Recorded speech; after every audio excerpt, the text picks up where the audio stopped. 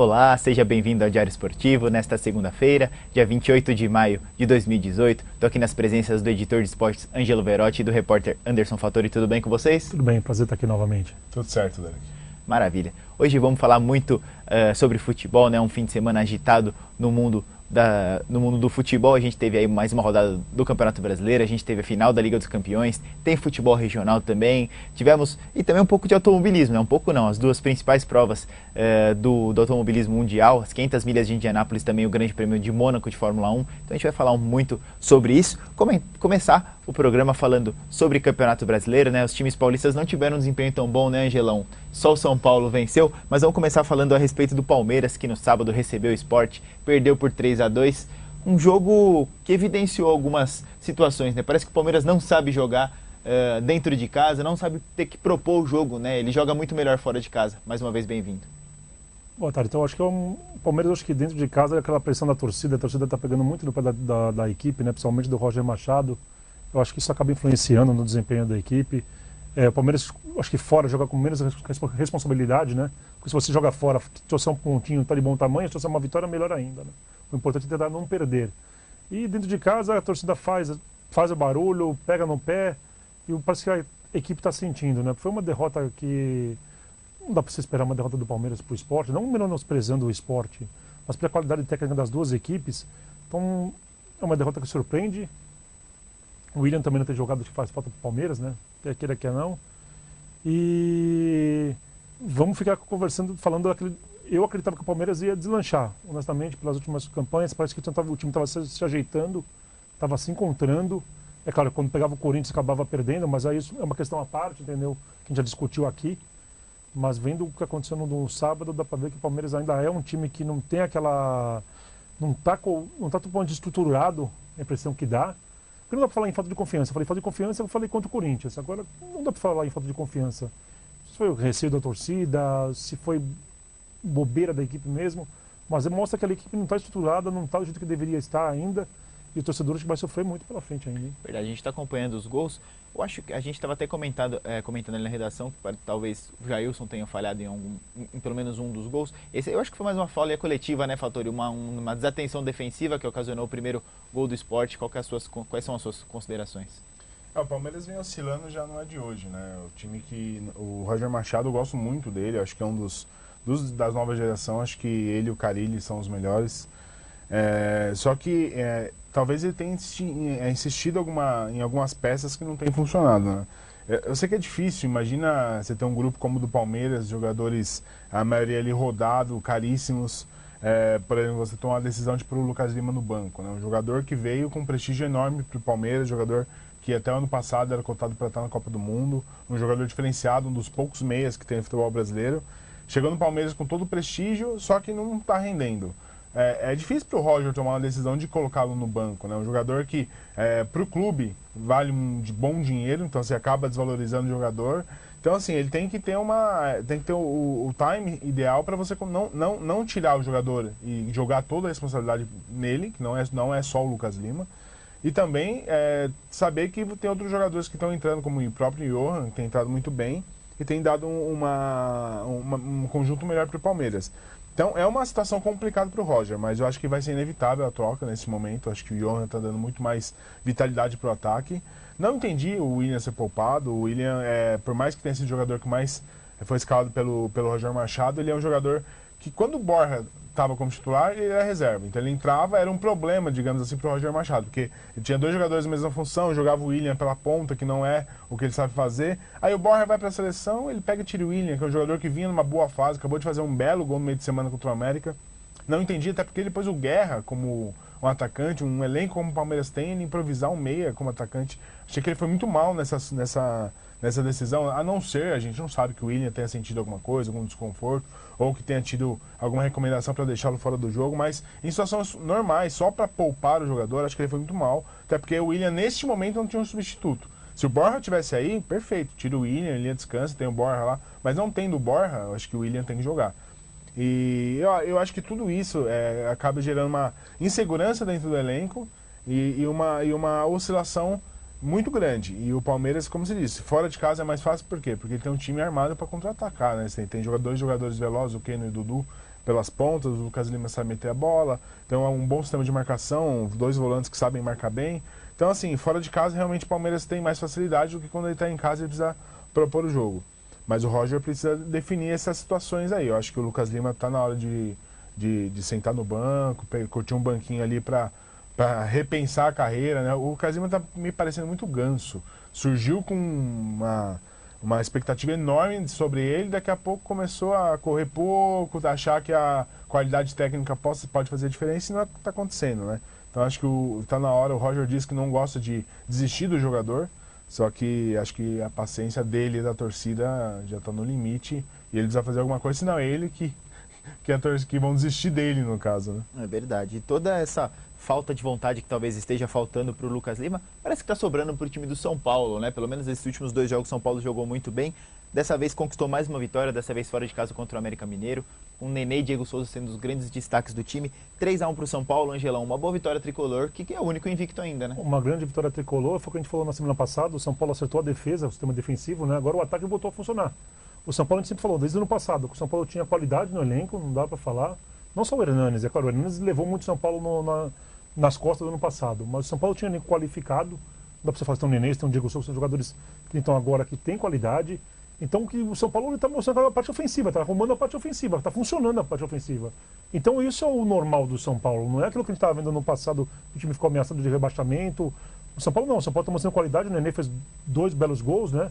O Nenê mais o Diego Souza participando, tendo mais vontade, entrando melhor no jogo. Até porque eu acho que o Diego Souza estava mais desmotivado do que não tendo qualidade. Ele não é um craque, mas também, se você ver o que o Diego Souza tem feito, com o Lucas Lima tem feito no Palmeiras, o Diego Souza tem feito muito mais, se você for ver. Então acho que a parte defensiva do São Paulo foi arrumada pelo Diego Aguirre, que é um treinador uruguaio que sabe trabalhar com isso. Não adianta, os treinadores uruguaios sabem trabalhar o posicionamento, principalmente no sistema defensivo. E a parte ofensiva do São Paulo está funcionando. Então acho que o São Paulo vai brigar ali pelo topo do brasileiro, continuar nessa toada que está indo, vai continuar. A invencibilidade é uma consequência, até porque o time empatou muito também, né? As vitórias não foram tantas. Mas o São Paulo se ajeitou. Acho que é um time que, pela qualidade do elenco, vai dar trabalho nesse campeonato brasileiro, entendeu? E vamos ver como é que vai ser. É verdade. E você, Fattori, a gente tá vendo o gol do He-Man, né, do Rafael Moura, um golaço, né, até pela jogada que foi feita ali pelo lado direito, né, Fattori. O América Mineiro, que demonstra ter um time de uma certa qualidade, apesar de estar voltando agora para a Série A, mas São Paulo fez um bom jogo, né? Fez um bom jogo. O jogo, aliás, foi um dos melhores da rodada. Eu assisti América e São Paulo, um jogo aberto, as duas equipes em busca do gol, principalmente no primeiro tempo, era lá e cá. Assim, o São Paulo, ele ganhou o jogo, só que assim, quando estava 1-1, o América perdeu 2 ou 3 oportunidades para fazer 2-3 no primeiro tempo. Sidão foi muito bem, fez 2 defesas espetaculares, e aí o Matheus Ferraz fez um pênalti infantil e acabou dando o segundo gol para o São Paulo nos minutos finais do primeiro tempo, que mudou totalmente a estratégia para o segundo tempo, né?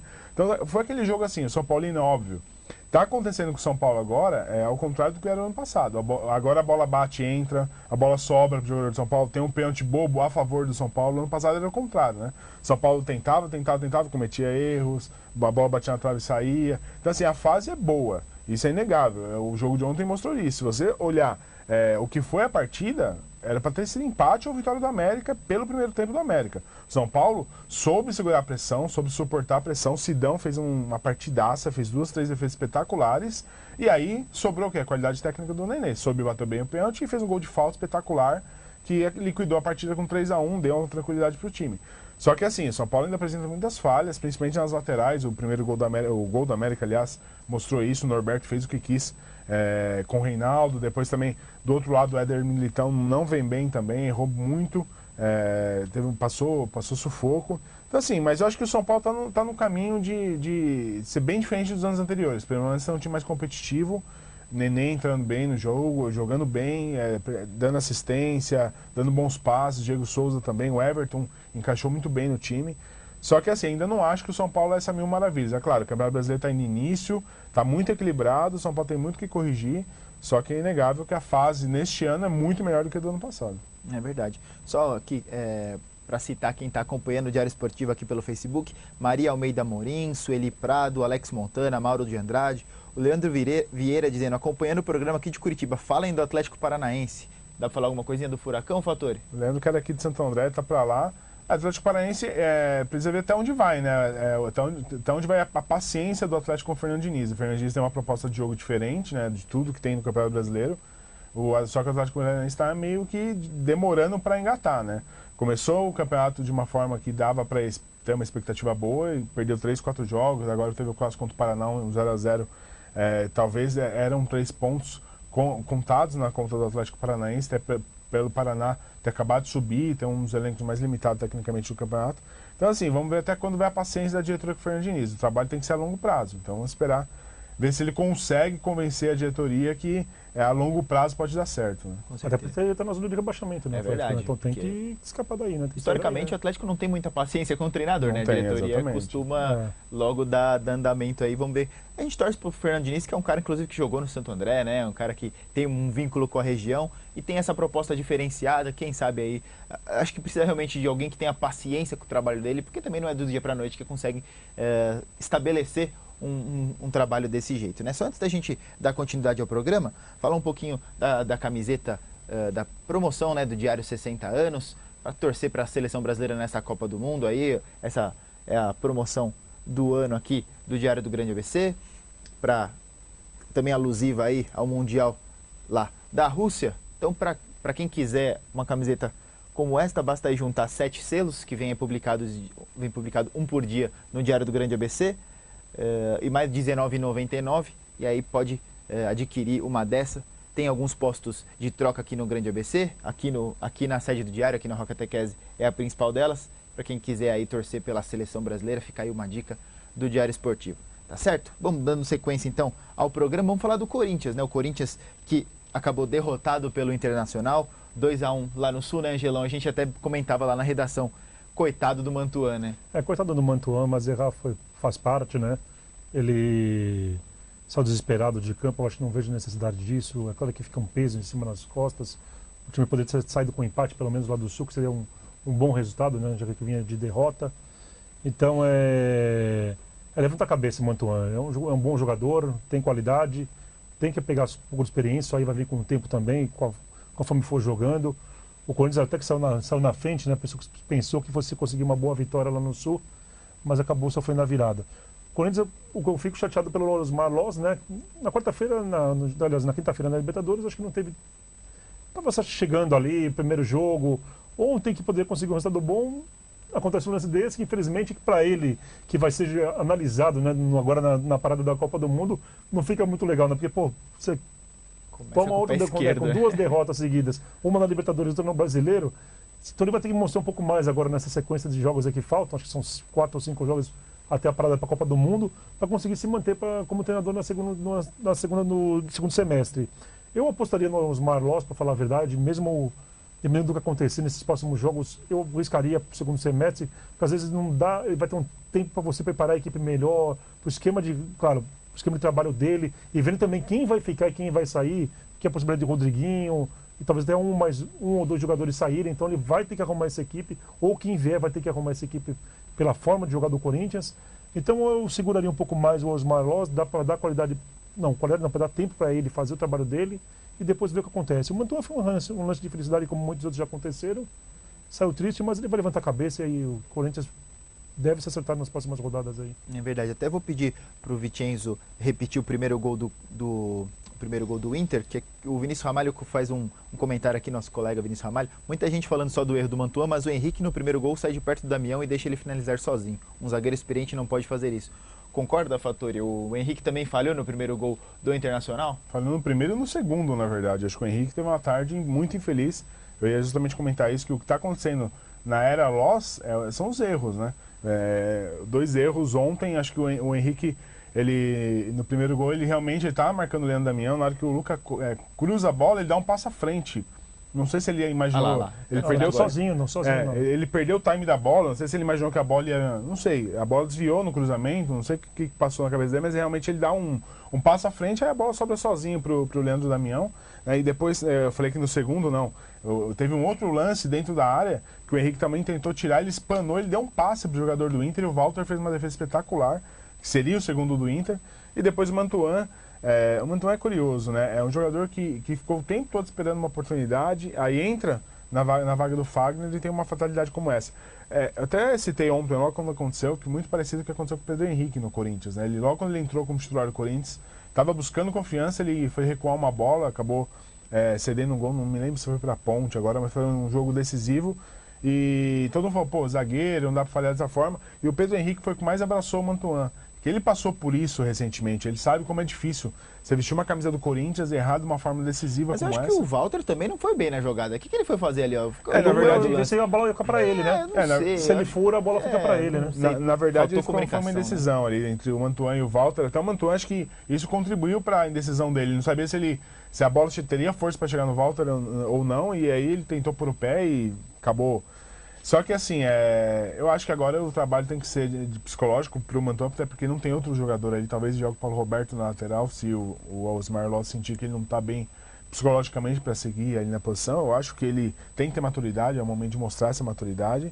Só que é um momento conturbado pro Corinthians. Eu acho que ainda o Corinthians está lá em cima, vem numa boa fase, vem de ser campeão paulista. Só que há muito tempo o Corinthians não tem jogado bem, não tem conseguido mostrar o futebol que mostrou no começo do ano. A organização já não é mais a mesma. O Corinthians tem sofrido muito. Ontem o Walter fez 2, 3 defesas. Que não é muito comum isso acontecer no Corinthians. Então vamos ver como que o Osmar Loss consegue pegar essa bucha aí, né? E conseguir devolver a consistência defensiva. O Rodriguinho está fazendo muita falta também, um jogador que desafoga, que contribui lá na frente. E vamos ver como que vai ser agora. Tem um jogo favorável para ganhar agora em casa contra o América, por mais que seja o América um time teoricamente qualificado, só que o Corinthians em casa precisa ganhar, né? Então talvez seja um jogo para aquele 880, né? Ou ganha e afasta de vez essa crise, e se não ganhar, certamente vai se mergulhar numa crise muito grande aí. Verdade. Só antes de falar sobre o Santos, a pergunta do dia aqui do Diário Esportivo, né? Para qual time paulista a pausa para a Copa do Mundo será mais benéfica? Qual que você acha, Gelão? Eu acho que na situação agora, eu acho que pro Santos, né? Acho que o Santos vai ser muito importante para preparar, para ajeitar essa equipe, né? Outro teve essa derrota, nós vamos falar ainda do Santos, mas o Santos vem num momento complicado, a pressão muito grande em cima do Jair Ventura. Então acho que o Santos vai ter que aproveitar isso muito bem, né? Porque os outros times vão se acertando. Então eu falei, vai depender também de que jogadores vão sair, né? De quais jogadores que vão sair dos clubes. O Corinthians pode perder, dependendo do São Paulo ou um Palmeiras pode perder jogador. Então isso vai dar uma complicada, mas eu acho que pro Santos vai ser fundamental essa parada. O que você acha, Valtor? Acho que o Palmeiras deve aproveitar melhor, até pela qualidade técnica do time. É um tempo que o Roger vai ter para trabalhar a alternativa, se ele tiver ainda no cargo, né? Se ele conseguir se manter até lá, trabalhar a alternativa, saída de jogo. Acho que falta para o Palmeiras um pouco isso de treinamento para aproveitar melhor os seus jogadores. O Corinthians, eu acho que vai penar porque deve perder alguns jogadores. O Andrés disse isso, pelo menos 3 jogadores devem sair no meio do ano. O Santos, na verdade, o Jair pode tá ter fazendo o um milagre, tempo que tiver, porque né? não tem jogador, não tem peça de... Então, assim, o Jair vai ter que fazer um milagre ali, de repente botar o time lá atrás, jogar como time pequeno, mesmo sabendo que corre risco de cair, e a torcida tem que entender. E o São Paulo também pode aproveitar um pouquinho. O Diego Aguirre chegou faz pouco tempo, está conhecendo o grupo também, pode aproveitar um pouco melhor, mas acho que vai ser fundamental para o Palmeiras, e aí sim vai dar para a gente entender qual que é o trabalho do Roger dentro do elenco. Porque ele chegou, o Campeonato Paulista é jogo de meio de semana, tal, o treinador não tem como mudar muita coisa. Então acho que o Palmeiras deve aproveitar melhor. Sem dúvida. A Nani Guedes Oliveira responde que o São Paulo, que ela acha que é o São Paulo que deve aproveitar melhor. A Paula Lima aqui e a Maria de Fátima mandam um alô. E então vamos falar dessa derrota do Santos, né? O Santos recebeu o Cruzeiro, perdeu por 1-0, né, Angelão? E, enfim, só aumentou ainda mais, como você mesmo disse, a pressão em cima do Jair, né? Aumenta a pressão em cima do Jair, a diretoria está garantindo ele, mas a gente sabe que no futebol brasileiro garante na segunda e na terça-feira demite, né? Fala que foi consequência dos resultados. E também, eu acho que a diretoria está consciente também que não tem muito o que fazer, né? Eu falei, você traz um treinador novo, o cara vem, o time mostra a outra garra no primeiro jogo, ganha o jogo, mas depois, diante das limitações técnicas que tem, vai acabar perdendo na sequência de novo, entendeu? Então, acho que o certo seria manter pelo menos essa equipe do Santos até a parada agora para a Copa do Mundo. Você trabalha bastante nesse período de Copa do Mundo para ver o que consegue fazer, até com relação a reforços, eu acho, para conseguir colocar mais alguns jogadores, fazer algum milagre ali para você poder reforçar esse time do Santos. Se não for o que você estava falando, vai ter que trabalhar, não foi o fator de falar, né? Para trabalhar, para acertar bem, para jogar como um time pequeno e para não perder, para não ter risco de cair, né? Mas eu acho que o Santos tem condição de trazer algum jogador que possa ajudar ali reforçar um pouco esse time, porque o elenco é limitado mesmo, isso aí é fato. Quando você falar o Gabigol vai resolver, não, o Gabigol não vai resolver, entendeu? Precisa de muitas outras peças, outros setores. O Renato jogou, até ontem até jogou bem, mas não adianta, não tem mais aquele pique que tinha de 10, 15 anos atrás. Então tem que dar uma mudada nesse Santos, tem que dar uma reforçada no elenco. É essencial que se reforce o elenco para o time dar uma reviravolta nessa segunda fase do brasileiro, entendeu? Senão vai ficar complicado mesmo. Esse gol do Cruzeiro, na sua opinião, Fattori, uma falha do Dodô, uma jogada bem ensaiada pelo Cruzeiro, os dois? Eu acho que foi mais mérito do Cruzeiro. Acho que a jogada foi natural. Acho que o Dodô estava bem posicionado, ele tentou ir para a bola e acabou desviando no primeiro pau. Esse desvio geralmente causa problemas para a defesa, porque se torna uma jogada nova, né? Eu acho que o grande problema do Santos é justamente o que o Jair evidenciou no pós-jogo ontem. Ele foi muito claro, até pela pressão que ele estava sofrendo, ele disse: o grande problema do Santos é financeiro. Isso era evidente, todo mundo sabia disso, mas a gente não tinha ideia da proporção. Ele disse que ontem, por exemplo, não tinha jogadores para compor o banco de reservas. Um time da grandeza do Santos, ele disse isso não em número de jogadores. Jogadores o Santos tem até um time sub-23 que vai jogar a Copa Paulista agora. Número de jogadores tem um monte. O Santos deve ter aí cadastrado certamente 100 jogadores espalhados, aí, emprestados, enfim. Mas o que ele quis dizer é qualidade. Então, para que você vai trazer 10 jogadores no banco se você pode usar um ou dois que você possa confiar, né? Então, isso eu acho que é o mais grave para o Santos, e o torcedor tem que entender. Eu acho que o Santos viveu aí anos gloriosos com o Neymar, ganhando tudo, ganhou o Campeonato Paulista de montão, ganhou Libertadores, enfim, eu acho que chegou um momento agora que não aproveitaram, talvez, o bom momento de Neymar, e agora é o momento de pisar no freio e fazer com que o time, pelo menos, não caia. Eu acho que a culpa do Jair, na minha avaliação, é mínima, pelo elenco que ele tem nas mãos. Acho que o Santos acertou na contratação do Dodô, resolveu um problema na lateral esquerda, só continua muito limitado, principalmente no meio, no ataque. A defesa, eu acho que o Santos, que era um problema no ano passado, acho que o Santos hoje tem bons jogadores. O David Braz, o Caseríssimo, o Gustavo Henrique que está voltando, o Luiz Felipe. Então, assim, dá para você confiar. Não acho que os zagueiros sejam os problemas. E o Vitor Ferraz voltando, o Bruno Henrique voltando também vai dar uma qualidade maior. Só que é isso, o Santos tem um elenco limitadíssimo. Você pega o time titular, já é tecnicamente questionável. Quando sai do time titular, aí você tem pouquíssimas peças para você mudar durante o jogo. Então, o Jair disse ontem, depois do jogo, isso, que o grande problema do Santos é esse. E eu espero que o Santos tenha paciência com ele, até porque ele é um treinador que veio caro, o Santos apostou nele, teve que pagar 8 milhões, teve que pagar uma quantia razoável para trazê-lo do Botafogo, e agora, depois de 3, 4 meses de trabalho, mandar embora. Então, acho que o Santos tem que esperar, e infelizmente, para o torcedor é difícil ouvir isso, um time da grandeza do Santos, mas acho que no momento o Santos tem que se acertar defensivamente e arrancar os pontinhos ali para se manter na Série A1, e aí depois, durante o campeonato, vendo o que dá para fazer e para pensar em coisas maiores, mas no momento do Santos, a minha avaliação é a briga para não cair. Com certeza. Vamos falar um pouquinho e rapidamente a respeito de seleção brasileira, né? A seleção brasileira viajou para a Europa, né? Onde vai finalizar aí a preparação para a Copa do Mundo da Rússia. Gelão, fala um pouquinho de seleção brasileira. A seleção brasileira já está, né? Já vai ter lá em Londres já, no CT do Tottenham, né? Isso. Um lindo CT do Tottenham.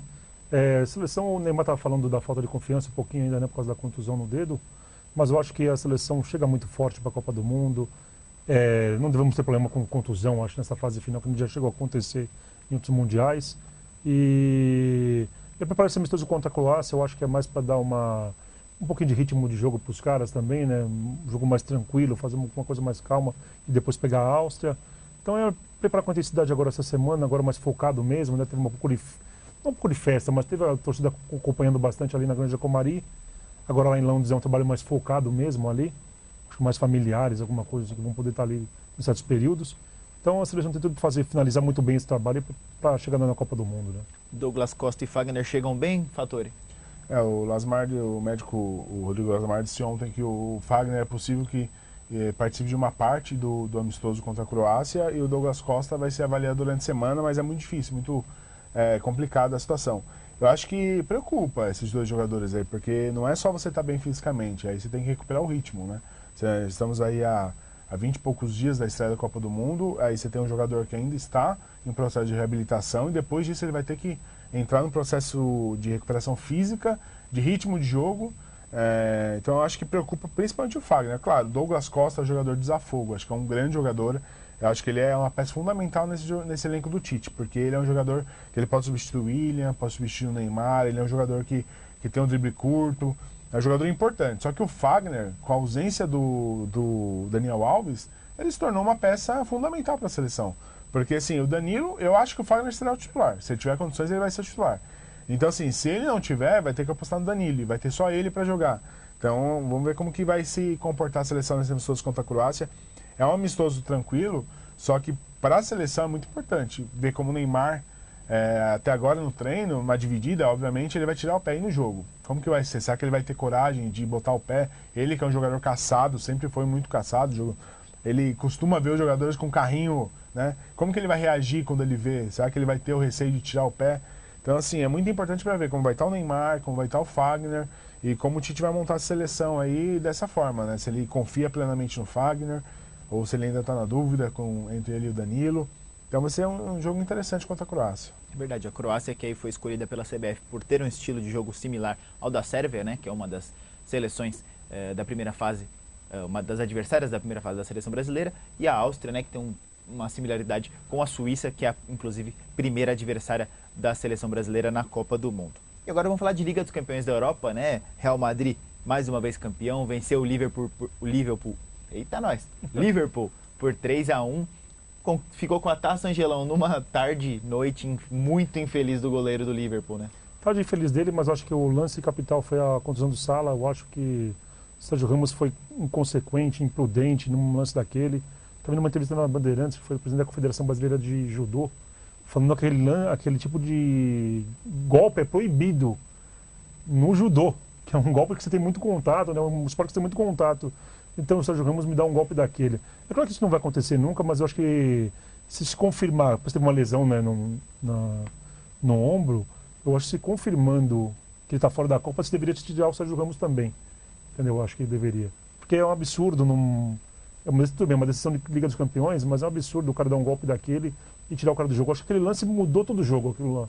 É claro, o goleiro falhou, poderia ter falhado depois, né, quando nem aconteceu.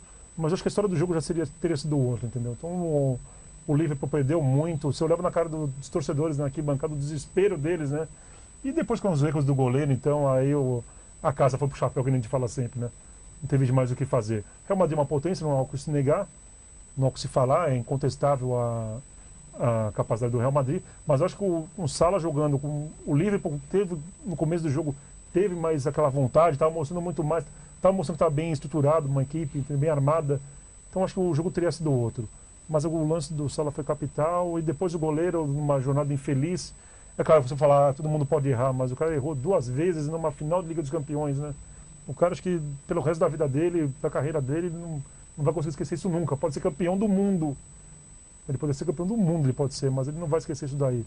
E foram 2 infelicidades, mas eu acho que para mim o lance capital foi o Salah mesmo. E parabéns para o Real Madrid, que também, não há o que se falar, né? Pela qualidade que tem, pelo elenco, por tudo, pode até se esperar um título desse, né? Se vira rotina, né? Verdade. Você, Fattori, concorda com o Gelão? E agora Real Madrid vai aguardar o Palmeiras no fim do ano no Mundial? Bom, eu havia dito que ganhasse de Real e PSG seria campeão e acabou acontecendo, né? Realmente, time por time, acho que o Real era favorito para a Liga, né? Acho que eu imaginava que o PSG pudesse tirar o título do Real, até pela boa fase do Neymar, mas enfim, eu acho que merecia em termos de time, de elenco. Mas enquanto o Salah estava em campo, o Liverpool foi muito melhor que o Real, criou grandes oportunidades, o Real estava perdido em campo, o Cristiano Ronaldo não tinha pego na bola. Até aquela entrada, concordo com o Gelão, acho que foi criminosa. O Sérgio Ramos, na minha avaliação, ele teve a intenção justamente não de machucar, não vou tirar o cara do jogo, mas de fazer o que ele fez. Ele puxou o braço, segurou o braço e colocou em risco a integridade física do adversário. E não é a primeira vez, né? O Sérgio Ramos é um excelente zagueiro, um dos melhores cabeceadores que existem no futebol mundial, um jogador que sabe se posicionar muito bem, só que ele tem, no currículo, ele tem alguns lances como esse. E realmente eu vi isso da Federação Brasileira, Federação Espanhola, Federação Europeia de Judô, que é um golpe proibido no judô justamente porque acaba ocasionando lesões. Então foi lamentável que um dos grandes jogadores do mundo, um jogador que todo mundo esperava muito dele nessa final, e acho que para ele valia muito mais do que um título, valia uma posição ali entre os melhores do mundo, terminado dessa maneira. Mas depois teve as falhas do goleiro, acho que duas falhas bizonhas, a primeira, nem sei qual que foi pior, a primeira a segunda falha e o gol do Bale espetacular, que pelo menos veio coroar um título, um gol da grandeza do Real Madrid da Liga dos Campeões. Acho que por tudo que aconteceu, acho que o Real é favorito e acabou conseguindo o título. O que aconteceu durante o jogo, há de se lamentar a lesão do Salah e a gente não sabe como que ia ser o jogo com ele em campo. Sem ele, o Real dominou completamente a partida. Acho que mesmo sem as falhas, ganharia o jogo da forma como ganhou. Sem dúvida, até peço desculpa aí ao pessoal do Diário, que está acompanhando o Diário Esportivo, que não tem os lances dos gols, mas é uma questão de direito de imagem. Manda aqui um abraço aí para Carlos Eduardo Vicentinho Vilas Boas, Renata Melim, Maiara Monice. Inclusive o Carlos Eduardo pergunta para vocês dois se vocês acham que o Cristiano Ronaldo vai continuar no Real na próxima temporada. Ele já meio que deu uma indicação de que ele continua no Real Madrid. Ele deve ser escolhido provavelmente de novo o melhor do mundo, acho que dificilmente não vai ser. Até eu acho que independentemente da participação dele na Copa do Mundo, agora daqui a 17 dias, eu acho que ele vai ser escolhido o melhor do mundo, até pelo título do Real Madrid. Então ele já deu uma indicação que ele fica. Eu acho que para a carreira dele, não sei que ele queira voltar para o Manchester e se aposentar, mas não é o caso ainda, entendeu? Eu acho que ele fica no Real Madrid, deve ter uma valorização salarial aí, ganhar um reforço e fica no Real Madrid mesmo. O Real Madrid se reforçando ainda mais. Chegou a se cogitar do Neymar, mas acho que isso aí não acredita, pelo menos agora, nessa mudança agora da temporada, acho que não acredito nisso ainda, não. Eu acho que ele dificilmente sai do Real Madrid. Você, Fator? O jogador é muito identificado, né? O Cristiano Ronaldo ele tem tudo, né? Ele tem um salário gigantesco. Joga num time que é campeão toda hora. Então, assim, se ele só sair do Real Madrid, se for pra... buscar aventura, né? Exatamente. Novos desafios, como foi esse Neymar indo pro PSG. Quero pegar um time mediano da Europa e fazer com que aquele time vire campeão da Liga dos Campeões. Buscar um desafio dessa forma. Caso contrário, não tem por que ele sair. É um jogador talvez um dos mais bem pagos. Ele quer, inclusive, ser o jogador mais bem pago do mundo. Então, título a cada 3, 4 meses, o Real Madrid ganha um título. Ele é melhor do mundo todo ano. Então, assim, ele estando onde está, ele tem uma carreira brilhante, já marcou seu nome na história e vai continuar marcando. Ele só sairia se ele, pessoalmente, querer pegar o Manchester, por exemplo, que é um time que mostrou para o futebol, e transformar o Manchester nesse momento aí numa grande potência, ganhar a Liga dos Campeões, enfim. Talvez isso, mas eu acho que do contrário, eu acho muito difícil que ele saia. É verdade. Bom, tá então as opiniões do Ângelo e do Fattori. E vamos encerrar o programa falando de automobilismo, né? A gente teve aí nesse fim de semana duas das principais provas do automobilismo mundial, um pouco chatas, né? As duas provas, tanto o Grande Prêmio de Mônaco, com vitória do Daniel Ricciardo da Red Bull, quanto as 500 milhas de Indianápolis, né? Que teve vitória do Will Power. Provas chatérrimas, né? Mônaco, principalmente, praticamente sem ultrapassagem, as 500 milhas com emoção ali muito restrita a algumas voltas. O que dizer, Angelão? Não, o GP de Mônaco que eu vi, eu vou ser honesto, não vi o da Indy, não vi inteirinho, não. O de Mônaco que eu assisti, triste de ver, vai para entender porque a Fórmula 1 está perdendo audiência no Brasil. Tirando um momento que o Daniel Ricciardo tem um problema no carro, né? O carro não estava rendendo mais do que esperava, foi quando o Sebastian Vettel pressionou para tentar pegar a posição. Tirando isso, não teve mais nada naquele GP. Então acho que, é claro, o novo dono, né, o grupo Liberty, né, está tentando dar uma modificada no esquema dos carros, o esquema próprio de corrida nas regras, né, para ver se consegue dar uma animada. Se bem que as últimas provas tiveram algumas que foram muito boas, mas Mônaco desta vez pelo menos a gente costumou, acho que com o Senna, ver o Senna dar grandes espetáculos ali, com carro bom, com carro ruim, ele dava espetáculo, e a gente fica vendo esses pilotos que tem muitos ali também que estão ali por causa de dinheiro, não é nem por causa de capacidade, é por causa de dinheiro, que só fazem barbaridade. Então foi triste de ver o GP de Mônaco ontem, eu garanto. E a Fórmula Indy, eu vi um pedaço só, as bandeiras amarelas, 7 bandeiras amarelas, e a vitória do Will Power, pena que os brasileiros, o Hélio Castro Neves estava vendo ele falar que tentou forçar um pouquinho mais, acabou girando, né? E o Canadá também não deu. Mas são caras que já ganharam prova, que tem qualidade ali, a gente sabe disso. Mas ficamos devendo dessa vez, né? E é triste ver a Fórmula 1 sem um brasileiro, né? Já falou isso aqui, é muito triste ver a Fórmula 1 sem piloto brasileiro. Mesmo que ele esteja ali no topo, brigando pela liderança do Mundial. Mas faz falta um brasileiro ali que é não é brincadeira. É verdade. Torcer pro Sérgio Sete Câmara, né, que é o piloto que está mais perto disso, está na GP2, conseguir aí uma vaguinha ano que vem, quem sabe ia ser muito bom pro automobilismo brasileiro. Destaques finais, Fatoro? Uma UFC que ganhou de 4-0 do Barcelona no final de semana, assumiu a liderança do grupo, me parece que um trabalho bem consistente e talvez podemos ter surpresas aí, um time recém-formado e que mostra uma cara boa nesse início de segundona. A gente torceu muito pela SC São Bernardo ano passado, ano retrasado na verdade, né? E conseguiu acesso para 3 e não torcer de repente para o Mauá também se colocar no cenário, um time novo, diferente do São Bernardo, um time recém-criado e que vem mostrando bom potencial. Fez 4-0 no primeiro tempo, depois tirou o pé. Então, uma vitória bem expressiva contra o Barcelona. Só complementando, né? O Mauense venceu, mas venceu por WO porque o Guarujá já abandonou a competição. Angelão? Destacar também o trabalho do pessoal que está fazendo lá no Pedro Benedetti, né? Para deixar estar em condições, para ser liberado pela Federação Paulista. Então, o pessoal arregaçar o manga, está fazendo um mutirão lá para pintar número, para fazer limpeza, para fazer... É triste ter que a administração pública não fazer isso, né? Claro, que os clubes da cidade que estão usando ali, mas já que o pessoal arregaçou as mangas e foi fazer, então parabenizá-los, que consigam fazer o trabalho a tempo e conseguir liberar o estado novamente para o Paulistão, né, para a segunda divisão do Paulista, porque é importante para a cidade. Né? Sem dúvida. Só para ser democrático aqui, o Eduardo Cecílio mandou criticando que essa seja a escolha da pergunta do dia em meio ao caos ao caos todo que está no Brasil. A gente também é jornalista, claro que esse aqui é um programa de esportes, mas cabe a nós também a falar a respeito de tudo que está acontecendo no Brasil. Angelão, passa um pouquinho das últimas notícias da greve dos caminhoneiros, enfim, da situação. Então, das últimas notícias, pelo que eu estava vendo, é que algumas entidades, né, já ligadas aos caminhoneiros, já aceitaram a proposta do governo, enquanto outras estão falando que é uma piada, que não aceitaram ainda. Então, tá toda essa confusão, que você não sabe o que vai acontecer. Nós somos jornalistas, mas somos pessoas comuns que estão aí todo dia, precisamos do carro para me trabalhar, ou do transporte público para me trabalhar. Você não sabe se você vai ter combustível, se você não vai ter, provavelmente não vai ter. Mesmo que eles voltem hoje, você não vai ter combustível tão cedo, entendeu? Assim como o desabastecimento nos supermercados, em outros setores está passando essa situação complicada.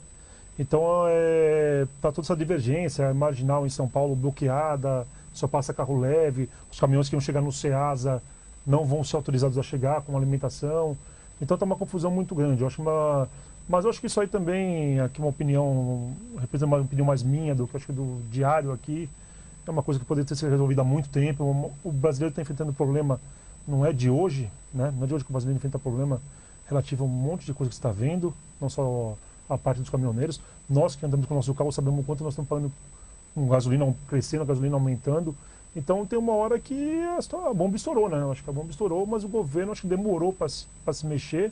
Esperamos que o governo resolva isso rápido também, entendeu? Os caminhoneiros também têm que ter um certo grau de analisar a situação, de ver que, peraí, tá ficando muito pesado já, entendeu?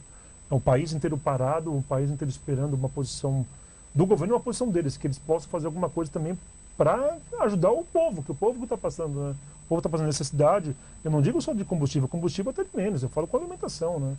Então, eu estou em restaurante, tem um monte de gente que não tem conseguindo comprar comida, não se encontra mais os preços abusivos também, porque muitos dos comerciantes estão aumentando o preço, triplicando o preço para poder lucrar. Aí tivemos o caso hoje do posto aqui no ABC que foi depredado pela população porque estava vendendo combustível adulterado. Então o cara aumentou o litro do combustível para R$5 da gasolina e ainda vende adulterado com solvente. Aí destruíram um posto. É claro que eu vou condenar uma atitude dessa também, não tem que se destruir o empreendimento, mas também é revoltante, você vê uma população passando o que está passando. O brasileiro numa situação que está desemprego gigante, o desemprego do brasileiro.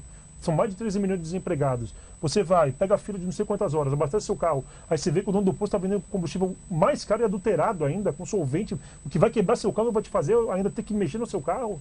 Então eu acho que tem situações que o brasileiro não aguenta mais. O brasileiro não aguenta mais. Eu acho que a situação dos caminhoneiros é uma situação, acho que pode ser até falar que é o começo que seja o começo de uma nova mudança. O brasileiro começa a agir, começa a reagir, na verdade, né? Porque você vê o que é feito pelos políticos, não só pelos políticos, o que acontece no dia a dia, e nada é feito, o brasileiro aceitando. Acho que tem que acabar com isso também, não pode se aceitar tudo também, senão o que vai acontecer com a gente, né? É verdade, Fattori, você que esteve aí no plantão do fim de semana, inclusive foi conversar com alguns caminhoneiros, né, ouvir as reivindicações deles. Qual que é a sua opinião e o que você conseguiu colher de informação? Na minha avaliação, é uma reivindicação justa. Acho que quando você começa a entender como funciona a vida do caminhoneiro, o valor que ele paga pela viagem, você ficar 10, 15 dias longe de casa para ganhar aí, às vezes você não ganha R$1.000, R$2.000 no mês, para você ficar o mês inteiro trabalhando pela estrada, quem sabe que é uma profissão insalubre, você está o tempo todo ali dirigindo, pode acontecer qualquer coisa, pode ter um pneu furado, um bicho, um animal passar pela sua frente, um buraco, e é assim, é você e o caminhão muitas vezes, né? Então realmente é uma reivindicação justa. Só como o Ângelo falou, o Brasil está parado, então o que mais me causa curiosidade é que assim, o governo, no início do problema todo, menosprezou, né? Deixou vai amanhã, depois resolve, aí quando não resolveu, deram um jeito. Por que não deu esse jeito ano passado, né? Então assim, precisa criar-se uma reivindicação desse tamanho, paralisar um país inteiro, para que o governo tomasse algumas atitudes e atendesse as demandas da categoria que já vinham de longa data, né? Então o que o povo precisa fazer? A próxima demanda é o quê? A gasolina a R$4. Então assim, precisa parar de novo, precisa ter uma manifestação popular, parar as principais cidades do Brasil de novo, para que o governo tenha, reduza também os impostos da gasolina, do combustível convencional de carro, né? Etanol e gasolina. Então assim, me parece que o governo só vai trabalhar sob pressão. Então ele prefere que tenha uma manifestação, que tenha um problema para ele resolver. Ele não se antecipa, né? Então eu acho que era uma demanda de muito tempo e todo mundo sabia que um dia isso ia acontecer. Até porque os caminhoneiros não estão fazendo isso para aparecer, muito pelo contrário. Eles estão fazendo isso, muitos deles ali, porque eles estão no limites. Alguns que são assalariados, que têm emprego carteira assinada, eles têm o rendimento ali dele, né? Então ele faz transporte de carga. Agora a maioria é autônomo, né? A maioria não tem nem ele transporta uma carga e ele não sabe nem se vai ter uma segunda carga para mandar. Então assim, é muito complicado. Então, é uma profissão muito difícil. Quando a gente entra nesse meio, a gente entende muito bem a reivindicação. E o governo, na minha avaliação, demorou muito para tomar atitude. E agora tem todo o processo burocrático de publicação, de todas as medidas adotadas pelo presidente Michel Temer e o povo será castigado certamente, mas pelo menos uns 2, 3 dias aí até que tudo se normalize. Normalize, eu digo assim, todos os caminhoneiros voltem ao trabalho e depois pode botar mais uma semana pelo menos aí para que as cargas cheguem aos seus destinos e tenhamos a vida normal como era antes até a próxima manifestação. E só completando o que o Fatori falou, eu acho que o governo não se mexeu antes, eu acho, não é por causa que... É por causa que a população... É para ver a reação da população. Se a população não fizer nada, vamos fazendo. Exatamente. Vamos fazendo. Então vai aumentando. O brasileiro não está reclamando, não está falando nada. Então, resolveu o problema do diesel agora. Qual que é a próxima? É gasolina? É o quê? Moradia? Vai precisar ter uma manifestação. Vai estourar em algum lugar, né? Esses 46 centavos. Vai estourar em algum lugar, vai estourar ali na frente, outra, a gasolina aumentando também. Não adianta, você tem gente que trabalha... Não é só trabalhar com carro, você tem gente... Aliás, a gente usa o carro para se deslocar para o trabalho, mas tem gente que trabalha com carro, entendeu? E não é caminhão, não é diesel. Então tem a gasolina envolvida, tem um monte de coisa, tem o etanol envolvido. Então há de se pensar em outras medidas também para poder se resolver. O problema é esse, o brasileiro aceitou tudo. Só que o Brasil está cansado também, eu acho que é muito por aí. O Brasil está cansado de só levar. O Brasil só vai levando, entendeu? Então acho que os políticos têm que se mexer mais e pensar um pouco mais no povo. Essa é a minha opinião. Opinião minha, deixando bem claro que é uma opinião minha, não é uma opinião do jornal. É uma opinião minha. Entendeu? E aí você vê essa situação que a gente não sabe como é que vai acabar, né? E quando vai acabar, né? É isso aí, vamos então esperar as cenas dos próximos capítulos. De qualquer maneira, toda a cobertura você pode acompanhar no site do Diário do Grande ABC, www.dgabc.com.br, também na edição impressa que desde a semana passada, e com certeza nas próximas também, diariamente, a gente traz aí as informações. E o Diário Esportivo desta segunda-feira fica por aqui. Muito mais que esporte, então a gente traz informação. Semana que vem a gente está de volta, continue interagindo conosco pelas nossas redes sociais, nosso Instagram, @esportesdgbc, nosso e-mail diarioesportivo, @dgbc.com.br. Então, como eu disse, semana que vem a gente está de volta com muito mais do esporte da região, do Brasil e do mundo, tá bom? Uma boa semana a todos, valeu, tchau!